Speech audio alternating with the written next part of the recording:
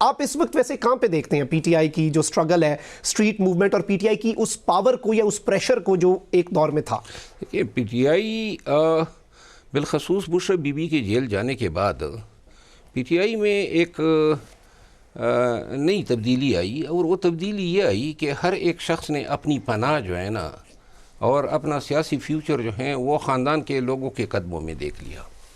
اور اس کے یہ 1 سال کے اندر میں ہم نے دیکھا کہ پوری پی ٹی آئی چینج ہو گئی. اور اب لوگ جو ہیں سوشل میڈیا کا بھی اس طرح، وہ اس زمانے میں 9 مئی کے بعد 8 فروری تک پی ٹی آئی کی سوشل میڈیا کا ایک پازیٹیو رول تھا. وہ پارٹی کے لیے لگے تھے، ظلم کے خلاف بول رہے تھے، اپنے کینڈیڈیٹس کی کمپین کر رہے تھے، خان کے.